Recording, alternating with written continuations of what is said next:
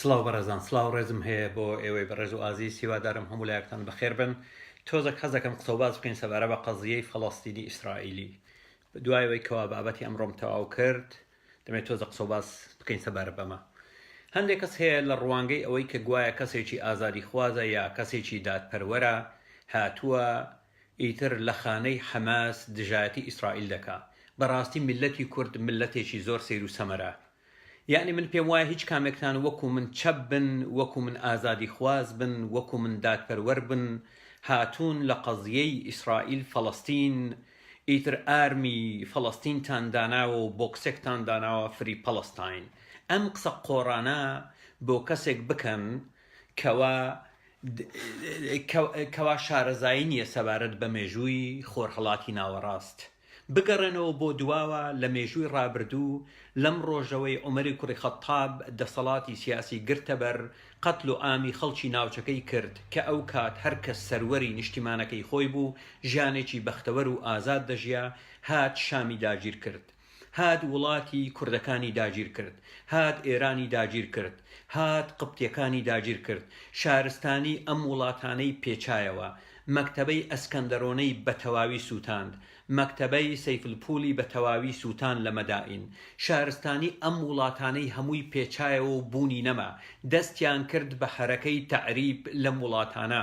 بۆ نمونە ئەگەر هات و بگەڕێیتەوە بۆ میسر، کەسێک زمانێک نازانێ بە ناوی زمانی قبطی کەوا زمانێک بۆ 1400 ساڵ بەر لە ئێستا بوونی هەبوو.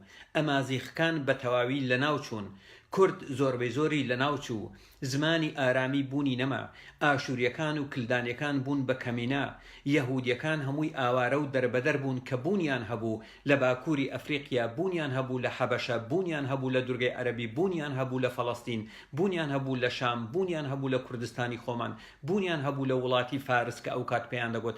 هیچ کامێک لەمانە بوونیان نەما. یەک بزوتنەوەی فاشستی عەرەبیانە تعریبکردن لە ناوچەکە دەستی پێکرد.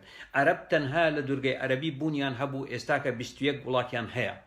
بۆ نمونە بگەڕێتەوە بۆ مۆژوو بۆ ئاسەوارزانی فەڵەستین کە ئێوە پێی دەڵێن فەڵەستین کە ئۆرشەلیمە یا ئیسرائیلە، موڵکی بەنی ئیسرائیلە و برایەوە. کامە کورد ئامادەیە لە ئێوەی کەوان ناسیۆنالیست و نەتەوە پەرستن دەستبەرداری یەک بز لە خاکەکەتان بن بیدەن بۆ نمونە بە خەڵکی عەرەبی عێراقی. شتی لەو بابەتە ئێوە هیچ کامێکتان قبوڵی ناکەن. بەڵام کاتە قەزیەکە دەگاتە قەزیەی نێوان فەڵەستین و قەزیەی بەرامبەر بە ئیسرائیل، هاتوون بەرگری لە فەڵەستین دەکەن بێ ئەوەی کە باوەچاوێکی ویژدانانە سەیری قەزیەکە بکەن. خەڵکی کورد ملەتێکی زۆر سەیر و سەمەرەیە.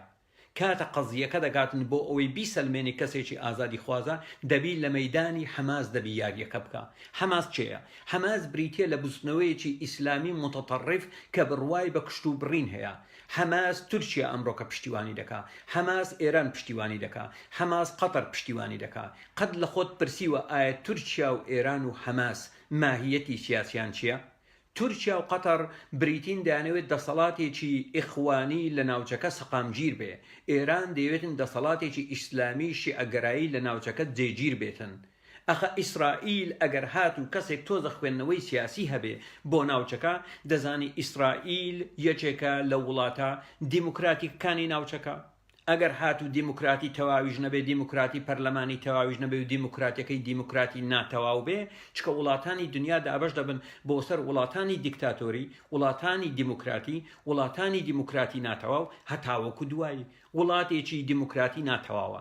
بەڵام فەڵەستینیەکان لە کەنیسێتی ئیسرائیلی ئەندام پەرلەمانیان هەیە، بەکەیف خۆیان دەنەڕێن و هاوار دەکەن و دەڵێن ئەڵڵاهو ئەکبەر ئەڵڵاهو ئەکبەر. ئەوەی کێشەیە خەڵک ئەو ڕاستیانە نابینێ. ئەو ڕاستیانە نابینێ. ئەسڵەن تۆ زۆربەی زۆرتان شارەزاییتان نییە بە پەیمانی عومەری کەوا چۆن ئیهانە و سوکایەتی بوو بە یەهودیەکان، بە مەسیحیەکان، بە زەردەشتیەکان. تۆ ئەو ئیهانە و سوکایەتیە نابینی کە ئیسلام لە خلالی 1400 ساڵدا لایەنی کەم 73 شاڵاوی کردوت سەر یەزیدیەکان. تۆ ئەو ڕاستیانە نابینی کەوا لەژێر پەیمانی عومەری جووەکان دەبوایە بە پێخواسی بێن و بچن، بۆیان نەبوو قۆنەرە لە پێ بکەن. جووەکان دەبوایە ڕەمزی وێنەی یعنی کە لەسەری مەیمون یا بەراس لەسەر جلەکانیان بدەن. چکە دەقێکی قورئان هەیە ئەڵڵاکەیان دەڵێ کاتێک پەیڕەوی ڕۆژی سابەتیان نەکردواتە ڕۆژی شەممە، کردمانن بە مەیمون و بە بەراس. بەڵێ لە مەغریبی عەرەبی کاتێک دەسەڵاتی ئیسلامی پایدار بوو و هەروەها لە فەڵەستین دەبوایە وێنەی مەیمون یا وێنەی بەراز لە جلەکانی خۆیان بدەن. سەیرە یعنی ئەو کوردەی خۆمان هاتیە لە ڕوانگەی عاتیفەوە ئیتر لە مەیدانی حەماسەوە دژایەتی ئیسرائیل دەکا.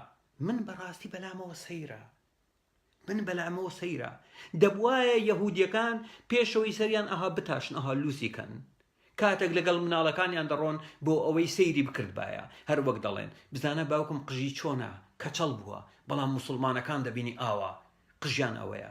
محەممەد دەڵێ ئەگەر هات و تووشی مەسیحی و یەهودی بوون نابی سڵاویان لێ بکەی، دەبی ئەوان سڵاو لە تۆ بکەن و دەبێ کاتێک لە ڕێگا تووشیان بووی گویان لێ بکەی، ناچاریان بکەین بە تەسکترین شوێندا بڕۆن، نابی لەسەر کەرەکانیان کورتان یازین ببەستن، دەبی هەردوو قاچیان لەلایەکدا ئاوە شۆڕ بیتەوە، نابی قاچیان ئاوا دابنێن، نابی چەک هەڵبگرن، بچی بۆ ماڵەکانیان دەبی 3 شەو ئیتر لە ماڵەکەیاندا خزمەتت بکەن بە کاملەوە، خۆی و ژنەکانیان.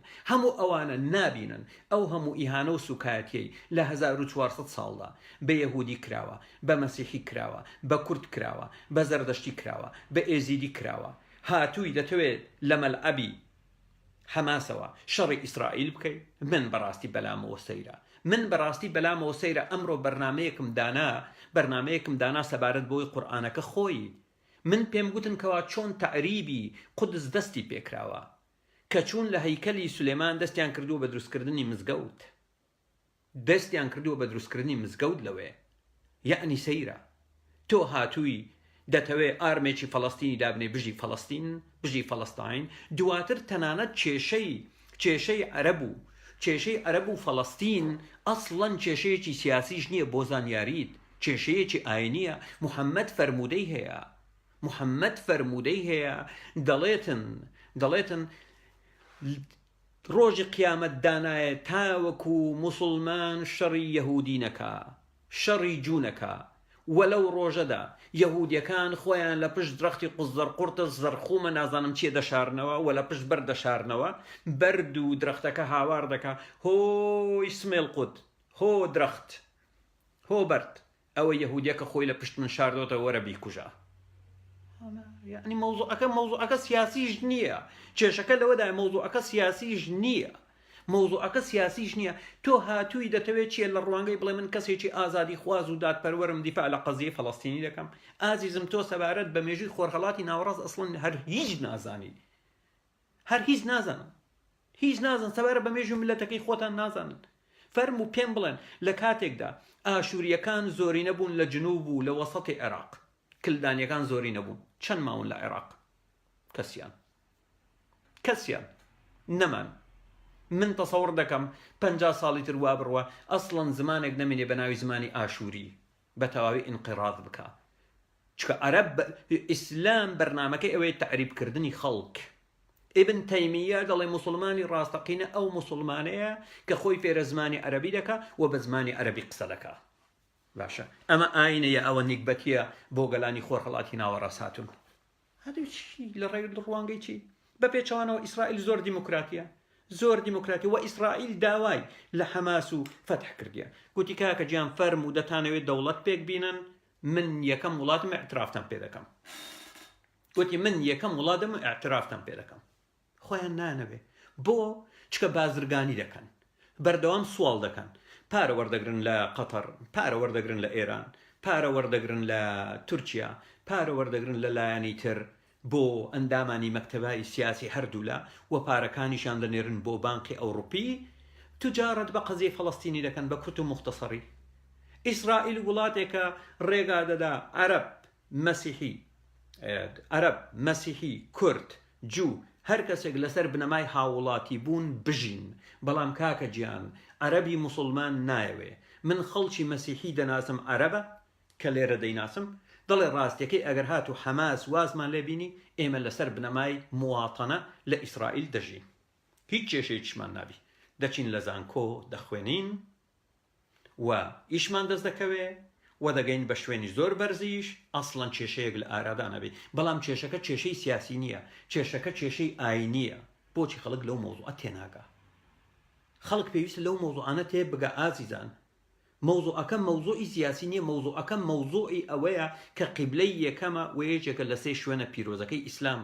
مەوزوعەکە بڕایەوە، مەوزوعەکە هیچی تر نییە، مەوزوعەکە هیچی تر نییە. بڕۆ مێژوو بخوێندنەوە، مێژوو بخوێندنەوە.